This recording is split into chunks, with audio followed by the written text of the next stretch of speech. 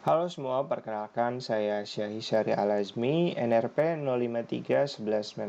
0531194000003 dari Departemen Teknologi Informasi ITS 2019. Di sini saya akan mempresentasikan final project saya untuk mata kuliah pemrograman web. Nah, untuk presentasi ini akan saya bagi menjadi beberapa bagian. Di bagian pertama ini saya akan menjelaskan latar belakang, tujuan, masalah, development, dan lain-lain. Langsung saja, saya akan menuju ke PowerPoint-nya. Nah, langsung saja saya mulai. F-Kolia Organize, Plan, and Study with Ease. Nah, jadi ini adalah nama dari website yang saya buat. Nah, apa sih F-Kolia itu? Jadi F-Kolia itu merupakan kata yang saya ambil dari bahasa Yunani yang memiliki arti ease atau keringanan atau kemudahan. Nah, harapan saya dengan dibuatnya aplikasi ini dapat memudahkan atau meringankan penggunanya. Nah, untuk penjelasan lebih lanjut akan saya jelaskan di slide-slide berikutnya. Oke.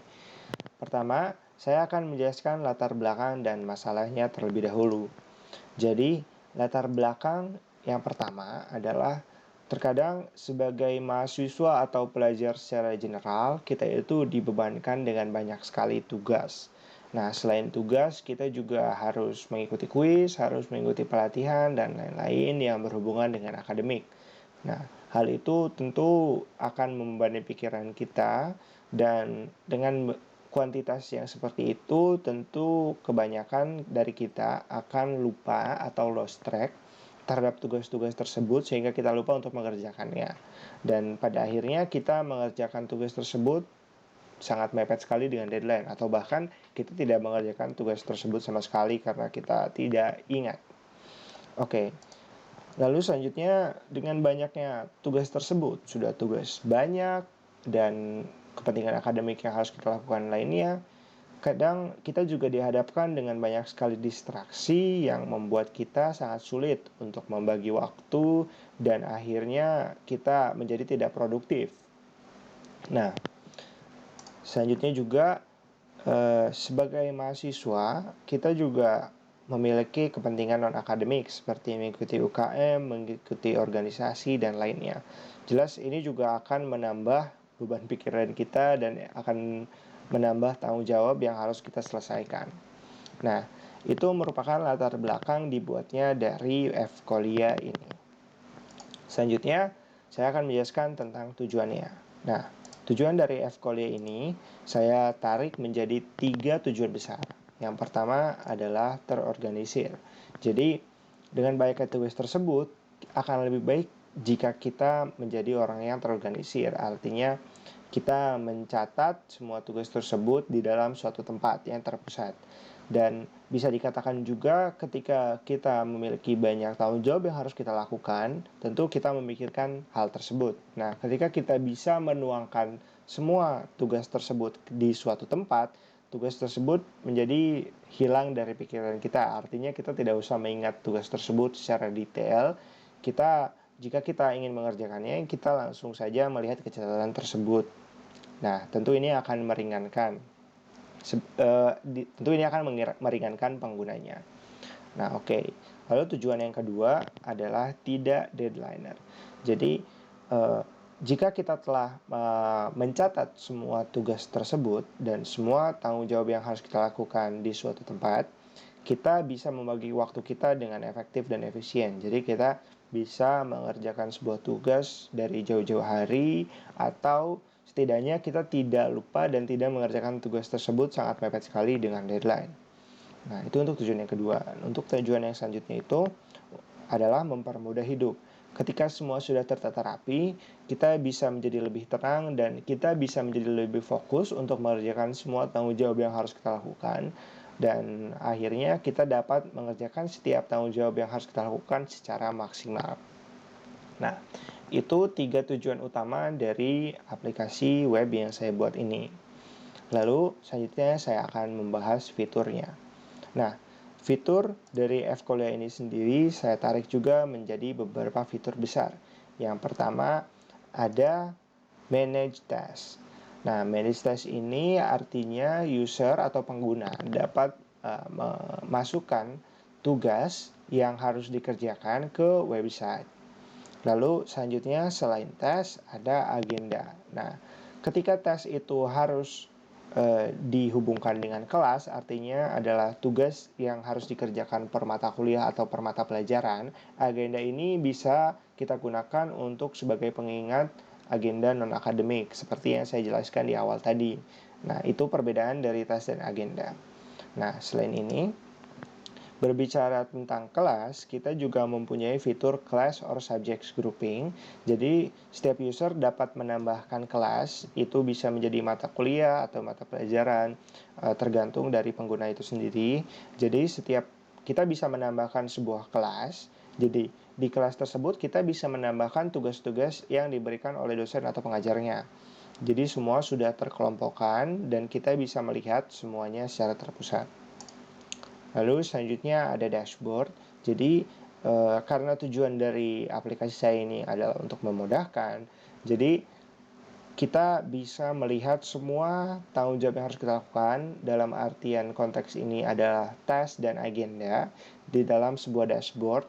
Jadi di dashboard itu memuat informasi seperti kelas yang akan datang, lalu ada berapa tugas yang harus kita kerjakan, ada berapa agenda yang harus kita kerjakan, dan itu semua dapat dilihat di satu page. Nah, itu untuk fitur. Lalu selanjutnya saya akan menjelaskan implementasi dari web yang saya buat. Nah, pada implementasinya itu saya menggunakan Node.js. Jadi, Node.js itu adalah sebuah JavaScript environment yang membuat kita bisa menjalankan kode JavaScript yang biasanya itu merupakan client-side language menjadi bisa digunakan di backend atau server. Nah, selain itu juga saya menggunakan React. Nah, React ini sendiri merupakan sebuah framework user interface yang mengimplementasikan komponen base dan single page application. Nah, artinya komponen base ini akan membantu para developer atau programmer sehingga mereka bisa membuat sebuah komponen itu sekali dan mereka bisa mengubah isi dari komponen tersebut sesuai dengan kebutuhan di page-page yang berbeda. Lalu React ini juga merupakan sebuah framework yang membuat kita bisa membuat aplikasi single page application. Artinya single page application itu kita membuat website kita itu hanya satu halaman sebenarnya.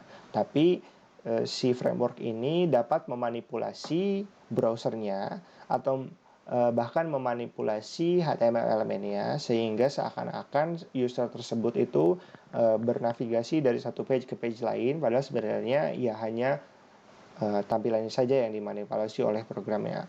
Nah, kelebihan dari single page ini sendiri adalah ketika kita ingin membuat aplikasi yang ingin dikunjungi secara lama, tentu ini akan menghasilkan kebaikan untuk usernya karena kita hanya membutuhkan load satu kali untuk semua aset dan semua program yang kita tulis, sehingga data yang harus di-download user itu hanya satu kali, dan pada website pada umumnya itu kita harus mendownload semua aset setiap kita merefresh atau kita berganti halamannya. Nah, dengan single page application ini kita hanya butuh meload aplikasi tersebut sekali satu kali. Nah, lalu untuk database-nya saya menggunakan Firebase. Jadi Firebase ini merupakan sebuah database yang dikembangkan oleh Google. Nah, si Firebase ini juga merupakan database yang NoSQL atau non-relational. Artinya tidak terbatas dengan baris dan kolom, tapi terserah kita ingin membentuk model yang seperti apa, dan kita tidak perlu seperti database SQL biasanya kita harus menentukan model dan bagaimana kita menyimpan data di database kita dari awal. Jadi ini lebih fleksibel. Oke. Selanjutnya, untuk implementasi tambahan, saya menggunakan React Bootstrap dan Sass. Jadi, React Bootstrap ini sendiri merupakan bootstrap biasa yang sudah di-rebuild untuk React. Karena React ini merupakan sebuah framework yang component based, jadi si bootstrap ini ditulis ulang sehingga mendukung adanya komponen base itu sendiri. Nah, lalu selanjutnya ada SASS. Jadi SASS ini adalah framework CSS yang bernama Super Awesome Style Sheet yang merupakan framework CSS yang sangat banyak fiturnya dan sangat memudahkan kita sebagai programmer untuk melakukan styling di website kita. Nah, mungkin selanjutnya saya akan tunjukkan beberapa website yang saya gunakan untuk membentuk aplikasi ini. Yang pertama ada Node.js. Jika tertarik bisa dibuka di nodejs.org. Jadi kita harus mendownload Node.js ini sebelum kita dapat mendevelop menggunakan bahasa ini. Mungkin maksudnya framework ini. Nah, lalu alasan saya menggunakan Node.js ini karena pertama, jika kita lihat dari survei yang dilakukan oleh Stack Overflow pada tahun 2019, bisa kita lihat Node.js ini menduduki peringkat pertama di angka 50%, sudah hampir setengahnya. Oleh karena itu, saya memilih Node.js karena saya ingin meningkatkan skill saya di sebuah framework yang digunakan secara luas di industri. Nah, lalu selanjutnya itu ada React. Nah, React ini yang JavaScript library tadi, ini jika tertarik bisa dikunjungi websitenya reactjs.org. Di sini juga ada docs dan ada tutorial sudah lengkap. Nah, ini ada beberapa fitur utamanya, component based, deklaratif, dan lainnya. Nah, lalu untuk database saya gunakan Firebase, ada di firebase.google.com, bisa dicek. Lalu selanjutnya ada React Bootstrap. Nah, ini Bootstrap yang di-rebuild untuk React. Bisa dilihat di react-bootstrap.github.io. Nah, untuk CSS frameworknya ini Sass, bisa kita lihat heading yang menarik, CSS with superpower. Jadi Sass ini merupakan framework CSS yang fiturnya itu sangat banyak dan mature, lalu sudah industri approved juga. Jadi banyak di industri yang menggunakan Sass ini sebagai standar framework untuk CSS-nya. Nah, kembali lagi ke PowerPoint-nya. Nah, setelah implementasi, saya juga akan menjelaskan sedikit tentang masa development pada awalnya. Nah, untuk development, kita bisa kembali lagi ke browser. Nah, pada saat masa development itu, saya membuat kebanyakan itu di kertas. Jadi saya menggambar untuk tampilan-tampilan dan page-page yang dibutuhkan. Tapi ini ada beberapa sisa dari pembentukan wireframe atau prototipenya. Saya menggunakan Figma. Jadi di sini ada tampilan sederhana dari websitenya. Ada dashboardnya. Ini merupakan dashboard utama. Ada kelas, ada tes, ada agenda. Nah, di sini juga ada dashboard ketika mengecil. Bisa kita lihat di navbar ada tombol, ada user, ada judul, ada juga sidebarnya. Dan ini merupakan carousel yang rencananya saya gunakan untuk menunjukkan task dan agenda dari setiap user.